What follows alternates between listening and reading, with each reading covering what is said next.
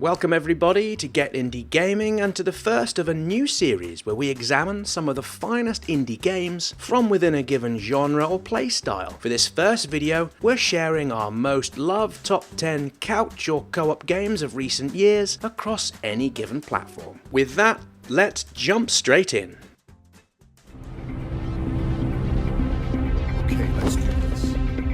While in Payday 2, it's probably worth working out how you and your team will go about your robbery to avoid detection. Whenever we fired up this game, the same thing tends to happen. You start the job, you go in, and one of your co-op pals makes a mistake which triggers the good ladies and gents with guns and badges to turn up to try and kill you. When this happens, it's all about the wave defense mechanic. You'll keep the police at bay, planting traps, while trying to avoid getting killed as a timer tick-tocks away. The action is fierce and the shooting meaty enough to keep you interested and occupied. While it is possible to pull off the heist without raising the alarm, it's fairly hard to do until you've been able to unlock some of the abilities you find towards the pointy end of the skill tree system. If you're new to this one and interested in getting hold of it, the Ultimate Edition is the one to grab as it ships with all of the DLCs.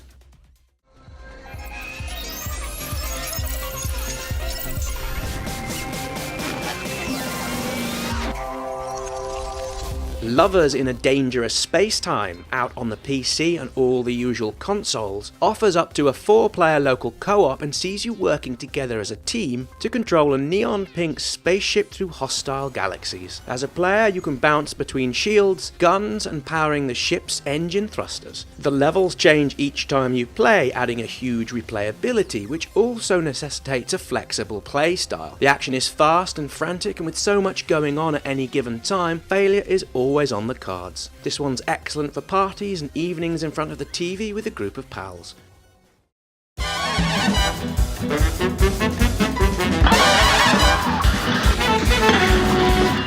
Cuphead rather finely blurs the lines between maddening frustration and joyous rapture. Having a buddy alongside you certainly doesn't make it any easier, and arguably this second player, bringing with it yet more ammunition to the screen, somewhat complicates things even further. That said, the more we got used to playing as a team, the more we synced our movements, and once the boss battle patterns emerge, the process and progress to completion is well worth the effort.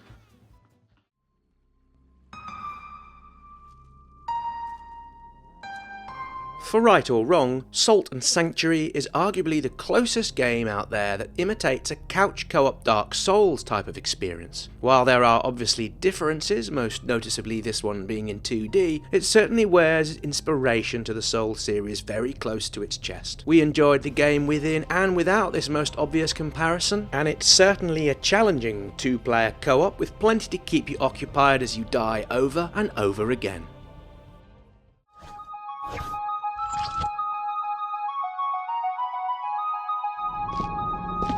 The premise of Viscera clean-up detail is hardly novel. You find yourself on a space station that's seen better days. Narrative graffiti cover the walls and body parts and blood litter the place. Your job, and up to 32 other players, is to clean up the mess, body parts, and tidy away the remnants of spent ammunition. While a fairly grim setting, it's not too long before the slapstick nature at the heart of this game comes out front and centre. Bump into another player while carrying a bucket of body parts and gloop will likely see its contents spill all over the floor, needing yet more cleaning. Chucking an explosive into one of those incinerators can have amusing consequences, as does any of the industrial type accidents that can befall a player as they go about their business. The dark humour to be had here is the real winner in this one. While having the mechanics of a beefed up office simulator, it's a true hidden gem.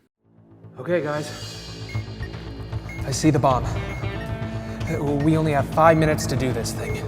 Okay, tell us what you see. Halfway through and at number 5, well, we're not too sure how many viewers will have seen Keep Talking and Nobody Explodes. However, if you have, you'll know what a cracker we've got here. The game format is simple enough. One player is trapped within a virtual room with a bomb they must defuse. The other player or players are the so-called experts, tasked with helping the other player defuse the bomb via some instructions derived from a bomb disposal manual. The twist? Well, neither player can see what the other is doing, which means the challenge becomes comes the task of correctly communicating the instructions in a manner that's easily understood. Gameplay tends to be intense, with frayed conversation going on between the players as people try to get their points across. Frantic in normal play modes, the additional option of playing this within VR must be terrific fun and is certainly on our to-do list. We wholeheartedly recommend this to any group of friends or perhaps any corporate team building events for something that's as enjoyable as it is different.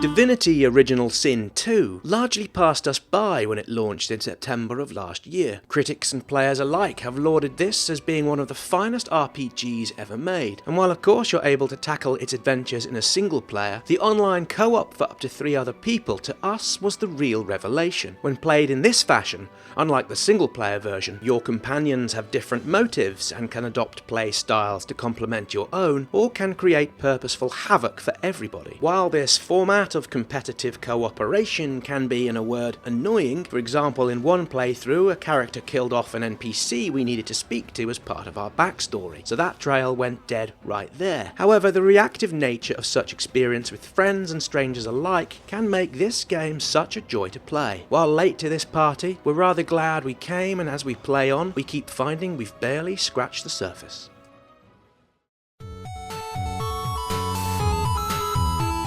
In third place for our top 10 co-op games we have Spelunky, very much the indie darling of the 2D side-scrollers, which came out way back when and is most thought of perhaps naturally in terms of its single-player campaign. Like many games of this type, however, perhaps the most fun or maddening behaviour, if that's your way inclined, comes from your ability to mess about with the other player. While you're certainly free to play side by side in a cooperative nature, there's plenty laughs to be had in forcing your playing partner into a bunch of pointy spikes or any other of the potential death traps that lie about the place. If 2D co-op is fun, ratchet this up with an extra 2 to have a 4-player game, and things on screen get truly maddening to the point where at times nobody playing really has a clue about what's going on. It's in this chaos where the fun and boisterous inter-player conversation truly emerges.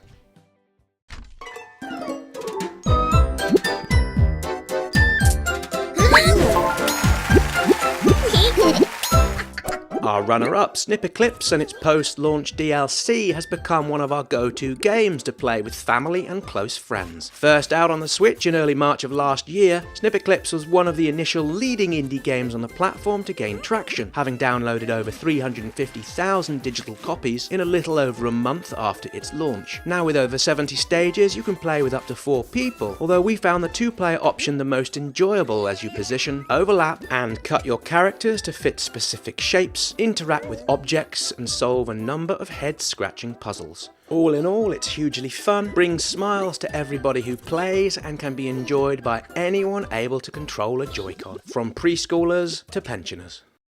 From Ghost Town Games, and launched a few years back on our most loved co-op game, Overcooked has been a firm favourite to play with friends over drinks and pizzas for a long time. Would argue the co-op game is pretty much the only way to play this one. The single player just doesn't quite emit as much fun and inspired chaos as the multiplayer options. While we're at it, chaos is a perfect word to sum up how this game normally pans out. While things start fairly simple, it's not long before the game makes the kitchen a fairly suboptimal place to prepare food. Fires in the chip pan as somebody forgot to watch over them, dirty dishes racking up needing to be cleaned, there's always plenty for you to do. Location-wise, you go from the relative safety of an open plan environment, where suddenly narrow spaces are added, making it harder to move around. Before long, you're on a rolling and rocking pirate ship. Even ice turns up every now and again, which makes it very slippery to walk about. Our personal favourite, however, is one set between 2 moving trucks, which have the tendency to accelerate away from each other, with this always happening at the very worst time for them to do so. Overcooked when played with family and friends is a sheer joy. Simply put, Overcooked is couch play gold dust.